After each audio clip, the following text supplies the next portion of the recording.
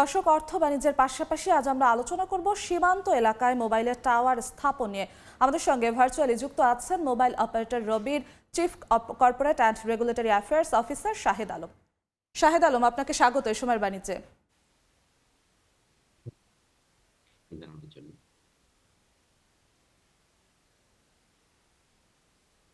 শাহেদ আলম, আপনি কি শুনতে পাচ্ছেন আমাকে? জি, আমি শুনতে পাচ্ছি। আপনার সঙ্গে আলোচনায় ফিরবো, তার আগে আমরা একটু এ সংক্রান্ত একটি প্রতিবেদন দেখে আসবো। দর্শক, আলোচনায় ফিরবো তার আগে সংক্রান্ত একটি প্রতিবেদন দেখব। নানা দেন দরবারের পর সীমান্তে শূন্য রেখার কাছাকাছি টাওয়ার বসানোর সুযোগ পাচ্ছে মোবাইল অপারেটররা। সরাসরি বিটিআরসির অনুমতি নিয়ে শূন্য রেখা থেকে ৮ কিলোমিটারের মধ্যে নেটওয়ার্ক স্থাপন করা যাবে। তবে পার্বত্য ৩ জেলা আর কক্সবাজার সীমান্তে আইন প্রয়োগকারী সংস্থার অনুমতি লাগবে। রোববার বিটিআরসির জারি করা নতুন নির্দেশিকায় সব শর্ত রাখা হচ্ছে। অপারেটররা বলছে, নতুন সিদ্ধান্তে সীমান্তে বাড়বে সেবার মান, কমবে ভারতীয় সিম কার্ডের ব্যবহার। শুভ খানের রিপোর্ট। পঞ্চগড় সীমান্তে মহানন্দা নদীর ওপারে ভারতের কাঁটাতারের বেড়ার পাশে চোখে পড়ছে মোবাইল টাওয়ার। সেখান থেকে সহজেই পাওয়া যাচ্ছে ভারতীয় নেটওয়ার্ক। এই নেটওয়ার্ক ব্যবহার করে সীমান্তের মানুষজন ফেসবুক ব্রাউজিং, ভিডিও কলে কথা বলা এবং অন্যান্য ইন্টারনেট ভিত্তিক কাজকর্ম চালিয়ে যাচ্ছেন। কোনো বাংলাদেশি সিমের নেটওয়ার্কে পাওয়া যায় না। যদি নেটওয়ার্ক পাওয়া যায় তাহলে আর কি বাজারে যেতে হয়। অফিসের যে অনলাইনে যে কাজগুলি আছে এই কাজগুলি আমরা করতে পারি না। আমাদের সিমে নেটওয়ার্ক থাকে না, আবার ইন্ডিয়ার সিম আবার ঠিকই নেটওয়ার্ক পায়। মোবাইল অপারেটরদের দাবি, সীমান্তে একটি টাওয়ার বসানোর অনুমতি পেতে 1 থেকে 2 বছর পর্যন্ত সময় লাগে। অথচ 2022 সালে ভারত বিধিনিষেধ তুলে নেয় দ্রুতই সীমান্তে টাওয়ার বসিয়েছে সে দেশের মোবাইল অপারেটররা। এমন প্রেক্ষাপটে নতুন নির্দেশিকা জারি করেছে বিটিআরসি, যেখানে পার্বত্য জেলা ও কক্সবাজার বাদে অন্যান্য সীমান্তে শূন্যরেখা থেকে 8 কিলোমিটারের মধ্যে সরাসরি বিটিআরসির অনুমোদন নিয়ে টাওয়ার স্থাপনের সুযোগ দেওয়া হয়েছে। এক্ষেত্রে আগের মতো লাগবে না আইন প্রয়োগকারী সংস্থার অনুমতি। তবে পরবর্তীতে আইন প্রয়োগকারী সংস্থার কোনো আপত্তি উঠলে প্রয়োজনীয় ব্যবস্থা নেওয়ার কথাও বলা আছে। নির্দেশিকা অনুযায়ী সীমান্তে টাওয়ার স্থাপন করলেও কাভারেজ দেশের ভেতরেই সীমাবদ্ধ রাখতে হবে। পার্বত্য 3 জেলা এবং কক্সবাজারের জন্য অভিন্ন নীতিমালার কথা বলছেন মোবাইল অপারেটররা। পার্শ্ববর্তী দেশের যেটা হয়েছে যে ওনাদের কিন্তু কোনো রেস্ট্রিকশন ছিল না, ওনাদের নেটওয়ার্ক কিন্তু আমাদের এখানে চলে আসতো। যদি ওনারা কন্ট্রোল না করে আমাদের কন্ট্রোল করে, এবং আমাদের কিন্তু দেখা যাচ্ছে ইনফ্যাক্ট আমরাই অনেক কিছু বর্ডারে কভারেজ দিতে পারছি না। দেশের মানুষের স্বার্থে এবং নিরাপত্তার স্বার্থেই আসলে আমাদের এই হিল ট্র্যাকসগুলোতেও আমাদের নেটওয়ার্ক সম্প্রসারণ করা উচিত। অপারেটরদের তথ্য মতে সীমান্তবর্তী এলাকাগুলোতে প্রায় 1 কোটি মোবাইল গ্রাহক রয়েছেন। শুভ খান, সময় সংবাদ, ঢাকা। দর্শক, প্রতিবেদনটি দেখছিলাম, ফিরছি আলোচনায়। শাহেদ আলম, আপনাকে আরো একবার স্বাগত এই সময়ের বাণিজ্যে। সীমান্তের কাছাকাছি যে শূন্য রেখার কাছাকাছি যে টাওয়ার স্থাপনের নতুন সিদ্ধান্ত হলো, এতে আপনাদের অপারেটরদের কি কি লাভ হবে, কিংবা যারা ওখানে গ্রাহক আছে তাদের কি লাভ হবে? কারণ আমরা জানি যে সীমান্তের কাছাকাছি এলাকার মানুষদের ভারতীয় সিমের তারা নেটওয়ার্ক পেত, কিন্তু বাংলাদেশের অনেক সিমের নেটওয়ার্ক তারা ঠিকঠাক পেত না। তো এই ক্ষেত্রে এখন নতুন সিদ্ধান্তে কি কি সুবিধা হতে যাচ্ছে একটু বলবেন? ধন্যবাদ। আমাদের বাংলাদেশ সীমান্তে প্রায় 1 কোটির উপরে আমাদের গ্রাহকদের কিন্তু মোবাইল হ্যান্ডসেট আছে, এবং আমরা জানি যে এই মোবাইল হ্যান্ডসেটে অনেকেই নেটওয়ার্ক পেতেন না, কারণ আমাদের অনেক জায়গাতেই আপনার টাওয়ার বসানোর বিধিনিষেধ ছিল। আমরা গত 2021 সাল থেকেই বলে আসছিলাম যে আমাদের পার্শ্ববর্তী দেশ তারা কিন্তু এই বিষয়ে সম্পূর্ণ রেগুলেশনটাই তুলে দিয়েছে যে তাদের অপারেটররা যদি শূন্য আপনার আন্তর্জাতিক সীমানা রেখার উপরে এসেও আপনার টাওয়ার বসায়, তাতে তাদের কোনো বিধিনিষেধ নেই। কিন্তু আমাদের এখানে সেই বিধিনিষেধটা এতদিন ছিল, বিভিন্ন কারণ দেখিয়ে এই বিধিনিষেধ তোলা হয়নি। অবশেষে গত রোববার যে ডিরেক্টিভটা বিটিআরসি দিয়েছে, এর মাধ্যমে অনেক দিনের আমাদের যে আবেদন সেটা পরিষ্কার হলো যে আমরা এখন টাওয়ার বসাতে পারবো। তবে এক্ষেত্রে 3টা জেলা এবং কক্সবাজার জেলাটা বাদ পড়েছে। আমরা আশা করছি বিটিআরসি ভবিষ্যতে এই বিষয়টা আবার পুনর্বিবেচনা মানে করবে। 3টি জেলা এবং কক্সবাজার বাদ পড়ার কারণে এই 4 ক্ষেত্রে অভিন্ন নিয়ম হওয়ার কারণে আপনাদের অভিন্ন নিয়ম আপনারা প্রত্যাশা করেছিলেন কিনা? ভিন্ন নিয়ম হওয়ার কারণে আপনাদের কোনো চ্যালেঞ্জের মুখে পড়তে হবে কিনা? আমাদের আশা ছিল, এবং আমাদেরকে আমাদের যে কনসালটেশন হয়েছে সেখানে আমাদেরকে বলা হয়েছিল যে সবখান থেকেই রেস্ট্রিকশনটা তুলে নেওয়া হবে। পরবর্তীতে সম্ভবত আমাদের সিকিউরিটি এজেন্সিগুলোর পরামর্শের কারণেই এই 3টা পার্বত্য জেলা বাদ গেছে এবং কক্সবাজার জেলাটা ইনক্লুড হয়েছে। আম, এই কারণে পার্বত্য চট্টগ্রাম এবং কক্সবাজারে যেটা হয়েছে যে অফকোর্স এটা বর্ডারের খুব কাছাকাছি, যে কোনো সাইট বসালেই কিন্তু এটা 0 to 8 কিলোমিটার মধ্যে পড়ে যায়।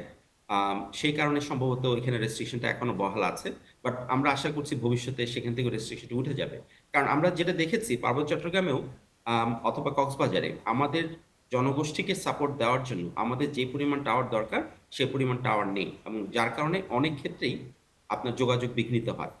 আম, আমরা আবেদন করেছিলাম যাতে এইসব রেস্ট্রিকশন তুলে দিয়ে মোটামুটি একটা আমরা যাতে ইনফর্ম করতে পারি সিকিউরিটি এজেন্সি এবং পিটিআরসি কে, সেভাবে করে যাতে আমাদেরকে অনুমতি দেওয়া হয় যাতে আমরা নেটওয়ার্কটা এক্সপানশন করতে পারি।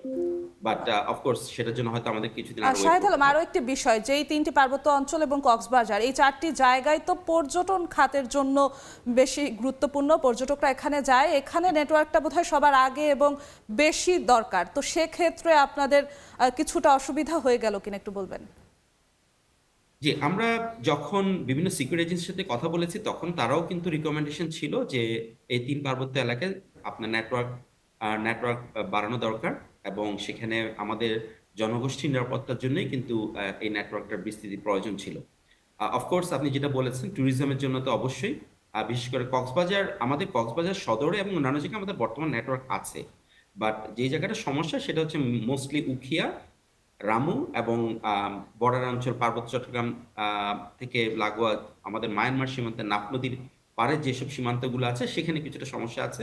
আমরা ধরে নিতে পারি যে সম্ভবত বর্তমান রোহিঙ্গা সমস্যার কারণেই সেই জায়গাগুলোতে এখনো নেটওয়ার্ক বিস্তৃতির অনুমতি দেওয়া হচ্ছে না। বাট আমরা যে নেটওয়ার্ক অনুমতি পাবো না তা না, এটার মাধ্যমে যেটা করতে হবে আমাদেরকে সেই দীর্ঘসূত্রিতা মেনে, যেটা আগে প্রায় 8 মাস থেকে 2 বছর পর্যন্ত লাগতো, হয়তো সেটা এখনো মেনে আমাদেরকে চলতে হবে 3টা পার্বত্য জেলা এবং কক্সবাজারে। বাট মানে ভালো দিকটা হচ্ছে বাংলাদেশের অন্যান্য জায়গায় আমরা এখন 0 পয়েন্টেও আমাদের নেটওয়ার্ক বসাতে পারবো। এটার মাধ্যমে আমরা একটা বৃহৎ জনগোষ্ঠীকে আপনার নেটওয়ার্ক সুবিধা দিতে পারবো, এবং আমাদের যারা এই জনগোষ্ঠী যারা বর্ডার এলাকায় ছিলেন তারা মোটামুটি আমি বলবো যে ডিজিটাল বাংলাদেশ থেকে অনেক দূরে ছিলেন। আমাদের যে ডিজিটাইজেশন হচ্ছে তারা বিভিন্ন সরকারি যে সুবিধাগুলো সেখান থেকেও বঞ্চিত ছিলেন, তাদেরকে বেশিরভাগ সময় আমরা দেখেছি যে পার্শ্ববর্তী দেশ থেকে তারা নেটওয়ার্ক ব্যবহার করতেন এবং সেই নেটওয়ার্ক অপারেটরদের সিম ব্যবহার করতেন। আমরা আশা করছি যে খুব দ্রুত যদি আমরা নেটওয়ার্ক বিস্তৃতি করতে পারি তাহলে আমরা আমাদের জনগোষ্ঠীকে আমাদের সাপোর্টটা দিতে পারবো। এখন যেহেতু বিভিন্ন জায়গায় গিয়ে ডিজিএফআই থেকে শুরু করে আরো যেই সব জায়গায় আপনাদেরকে অনাপত্তি পত্রের জন্য অনুরোধ করতে হতো, তারপর সেটা পেলে আপনারা টাওয়ার স্থাপন করতে পারতেন, সেসব বিষয়টা শিথিল হয়েছে, অনেকটা সহজ হয়েছে। তাহলে গ্রাহকরা সেই টাওয়ারের সুবিধা কতদিনের মধ্যে পেতে পারে? এখন বিভিন্ন জায়গায় যেখানে আমরা রেস্ট্রিকশন করে রেখেছিলাম এই ডিরেক্টিভের কারণে, আমরা সেখানে অনেকগুলো জায়গাতেই ইমিডিয়েটলি রেস্ট্রিকশন উইথড্র করেছি। সেসব জায়গাতে অবশ্যই নেটওয়ার্ক আপনার ইমিডিয়েটলি আমাদের গ্রাহকরা পাবেন, তবে নেটওয়ার্ক স্থাপন করতে একটু সময় লাগবে। আমরা মাত্র ডিরেক্টিভটা পেলাম, যেখানে যেখানে এক্সপানশন করতে হবে আমাদেরকে সেই এক্সপানশন করতে 4 থেকে 5 মাস সময় অবশ্যই লাগবে। সেটার জন্য আমাদেরকে একটু অপেক্ষা করতে হবে। এখানে আরো কিছু জটিলতা আছে, সিকিউরিটি এজেন্সির জটিলতা হয়তো আমরা মোটামুটি মিট করতে পারছি। বিটিআরসি আমাদেরকে সেই জায়গাটাতে সহযোগিতা করেছে এবং সেজন্য আমরা অবশ্যই বিটিআরসি কে ধন্যবাদ জানাই, কারণ বিটিআরসির উদ্যোগের কারণে শাহেদ আলম, আরেকটি বিষয় জানতে চাচ্ছিলেন, টিএ ভ্যালু বলে আপনাদের একটি টার্ম আছে, আমরাও অতটা বুঝি না, সাধারণ জনগণও বুঝবে না, তো একটু যদি এই বিষয়টা একটু বুঝিয়ে বলেন যে এই ভ্যালুটা সময়টা বেঁধে দেওয়ার কারণে কল ড্রপের কোনো সমস্যা হওয়ার সম্ভাবনা আছে কিনা?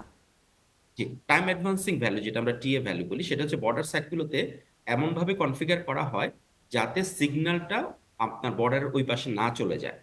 এখানে সমস্যাটা হচ্ছে আমাদের বাংলাদেশের যে সীমানাটা সেটা কোনো স্ট্রেট কোনো লাইন না, এটা কিন্তু জিগজ্যাগ লাইন, অনেক ক্ষেত্রেই আঁকা বাঁকা পথ দিয়েই কিন্তু আমাদের সীমান্তটা। সেক্ষেত্রে কোনো কোনো জায়গায় কিন্তু নেটওয়ার্কের আপনার আমাদের যেখানে সাইট আছে বর্ডারের ওপারে সিগন্যাল চলে যেতে পারে, যাতে না যায় সেজন্য কিন্তু আমরা একটা টিএ ভ্যালু বা আমরা একটা টাইম অ্যাডভান্স ভ্যালু সেখানে আমরা কনফিগার করে রাখতে হয় আমাদেরকে, যাতে সিগন্যালটা কোনোভাবে ওই পারে না চলে যায়।